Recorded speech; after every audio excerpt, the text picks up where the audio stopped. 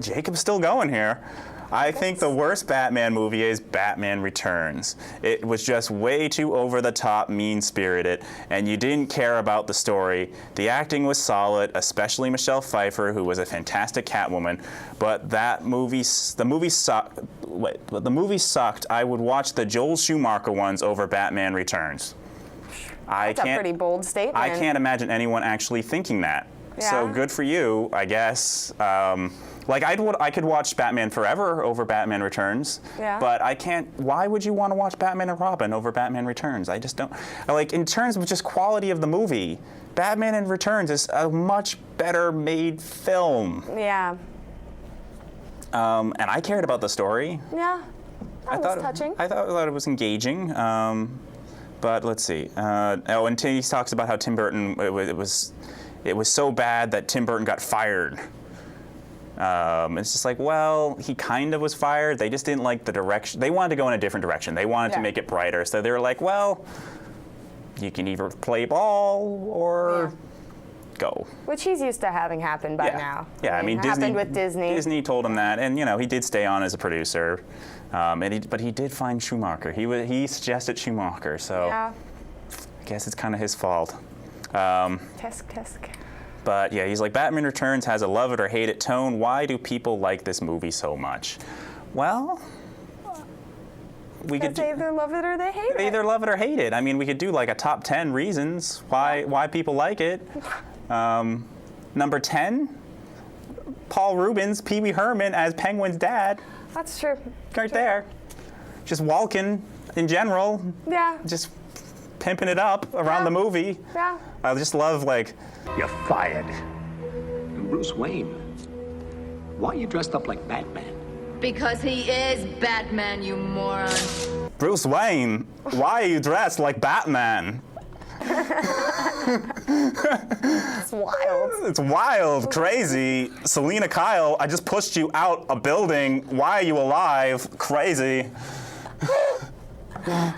See, there you go. Right, and I have actually had this discussion with my friend Brian from, he's Schenectady, who's going to have some comments that the first Batman movie that Tim Burton did was a Batman movie. Yeah. Batman Returns is a Tim Burton movie. Yeah. Like what he does to the Penguin, that's nothing like the Penguin in the comic books. That is a Tim Burton creation. But it works there. It works. I mean, and you kind of got a feel for that with the first Batman movie too, like with Joker and stuff, with the prince running around painting the museum. That's not very Batman-y, but it's very Tim Burton-y. And he kind of took the stories and incorporated his own flair on them, and it really worked. Right, and with Batman, after Batman's success, they were like, okay, do whatever you want, and he went crazy. Oh, totally. And it was dark, and it was a little mean-spirited, but I kind of like that. I like that, yeah.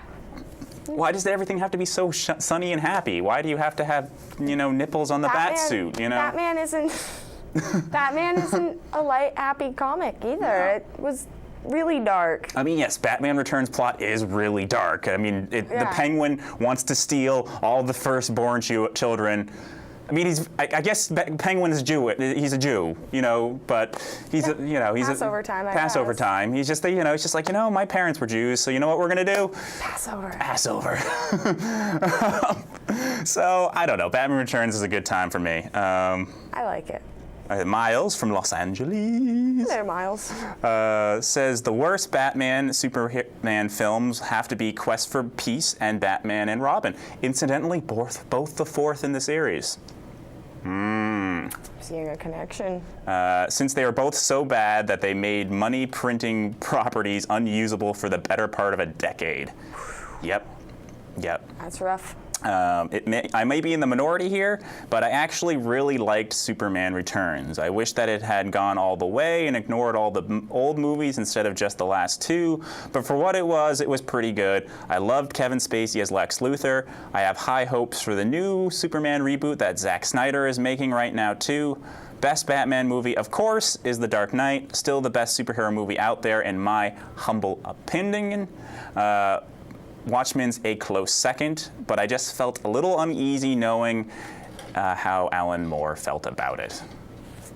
That is rough. It is, but I don't even think Alan Moore even watched it. I think if he finally did watch it, he probably would like it, but he was just burned by V for Vendetta and that was a total bummer. Yeah, and League of Extraordinary Gentlemen, and the fact that they, and then he opted out on Constantine stuff and didn't even want his names on it. Yeah, so I can understand his frustration. Yeah. I mean, League of Extraordinary Gentlemen, I kind of like it, but I can understand Sean Connery, kicking butt. Like, I'm hello. Sorry, yeah, I do like it. I understand. Like, I've read, the original. The original is better, but Kevin Spacey as Lex Luthor is amazing. Yep. Amazing. My favorite moment in that movie is where like Lois Lane is like snooping around his lair and he's like brushing his teeth and he's just like, Lois Lane, what are you doing here? And his toothbrush is dangling from his mouth. Oh, Kevin Spacey. Oh, yes. My only issue with that movie is the Jesus imagery. There is so much Jesus imagery. Like, alien messiah. Yeah, like they bring back the old Marlon Brando voiceover, and it's like the Father and the Son, the Father and the Son. It's like an old debated thing. It's always kind of gone on between comic book fans. Yeah. But I don't know, there's just too, like, at one point he's falling through the sky and he's like, oh, I'm crucified, and then he's resurrected. I'm just like, I get it. They laid it on a little I get it. He's Jesus. We get it. We get it. You get it? Do you get it yet? I got it. Do you get it? I got it. Get it? I got it. Brian says, I agree with Miles on pretty much all of that. I'd like to add that the 1989 Batman to the list of the best. I like it actually as much as I like Dark Knight. They're very different films for very, very different moods, but I used to love the campy 1960s Batman movie. Because, some days you just can't get rid of a bomb, and other days you need to use your bat shark repellent spray that somehow works on robot sharks just as well as real ones. I love that one. Yeah. Bam! Pow! Smash! So good. Yeah. I love it. It's a fun time. And we have Ross from Center Conway. Love the 70s Superman. Michael Keaton as Batman. Jack Nicholson rules. Love the campiness of the 60s show. Yeah. But really enjoyed The Dark Knight. DC also did comedy? I don't know. Do you want to take a look at it? Kamadi. I don't know. Last Boy on Earth. That would be a great movie franchise. I have no idea what he's talking about. Cool. But I hope so. I hope so. I wish I knew what you were talking about. But yeah, so the old Superman movies, the 70s Superman movies were really good. The first two were really good. Yeah.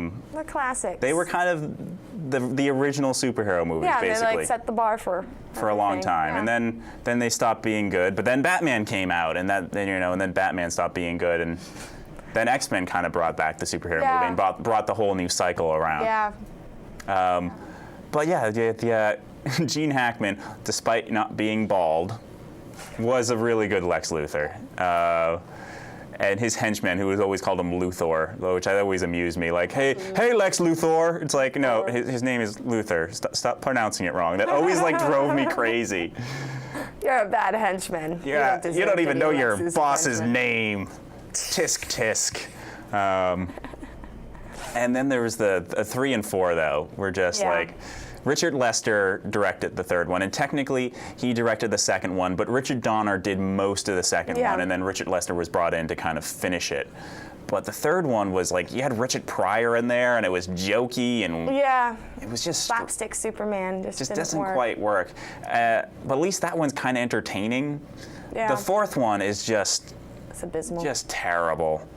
I mean, you've got John Cryer. And I love John Cryer, but you have John Cryer as one of Lex Luthor's henchmen. I mean, really? Really? And he has like punk hairdo. It's just like, oh God. You guys are trying way too hard. But yeah. And we should talk about Watchmen. Yay, Watchmen! Yay! It's like my favoriteest movie ever. Yeah, Watchmen is like, and obviously there was a lot of concern there for over the years. A lot of people were attached to that. Even Terry Gilliam was attached to it at one point. Yeah. It was kind of like the movie hell sort of thing where it just shuffled from desk to desk. Because nobody thought you could film that movie. And nobody thought they could make any profit off of it being an R-rated film. And it's very R. And you obviously can't not making an R-rated film. No, it would then be completely just be sanitized. silly. Yeah, so. And then you have this whole big contingency that complains about it being too faithful. But it's like, you know what? If it hadn't been too faithful, you would have been complaining about that. Yeah. I mean, what's wrong with something being faithful to the book, you know? It had a really intense following. Yeah. Had a lot of hardcore And it does fans. actually alter the ending a little bit. And I think that alteration actually works within the context of the movie. If they had used the bizarre creature at the end of the Watchmen book, I'm not sure that would have played on film that well. Wasn't a bunch of monsters in it, so it wouldn't have. Yeah. I mean, that would have taken a lot more screen time to make that work. And I think the change they made, it did fit. It did fit really nicely.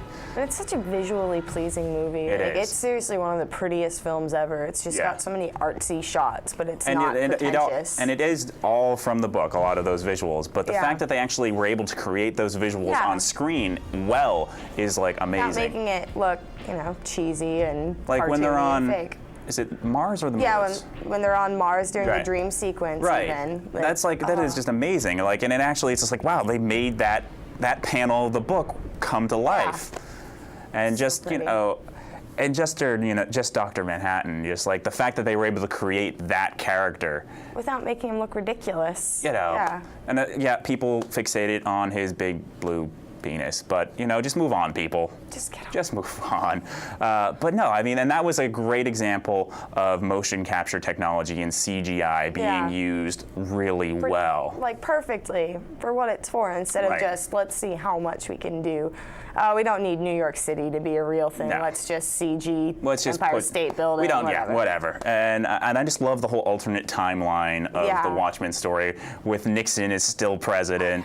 It's great. I love, and it kind of reminds you of like the X-Men First Class with how it rewrites history a bit.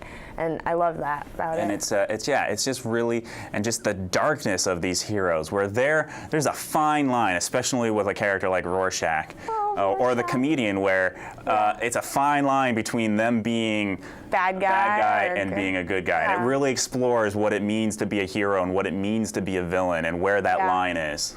And it kind of just emphasizes on how hero is what you make of it. Yeah. That's what but people Rorschach want. is just fantastic. Love him. And angry Jackie redheaded Earle man. Haley is just phenomenal. That really sold him as an actor. Yeah. That really kind of put the spotlight on him. The fact that he was wearing a mask the whole time, you're just like, you're the most charismatic person in the movie. I know. It's crazy. And his mask looks so cool, too. I know, the whole shifting and it's so cool. Yeah, he's awesome. And everybody, I mean, Malin Ackerson or Ackerman or whatever her name is, as Silk Spectre 2 is probably the weakest link. Yeah. But everyone in that movie is, pretty good otherwise. On a full performance for sure. Yeah, it's a lot of people rag on it, but I think, it's a great movie. I'm really glad they put the time and thought into it instead of just having someone leap at the first opportunity to make it and just, Yes, totally I mean, ruin it. a lot of people, don't think Zack Snyder is a great filmmaker, but I think he was the right man for that job. I think he did good. It'll be interesting to see what he does with Superman. Yeah, for sure. There's interesting casting choices going on there.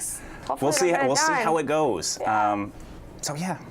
All right, so that's it for Lost in Movies this week. We are coming back next week with Cars 2, as Roger is showing us. So, so come back next week and get Lost in Movies again.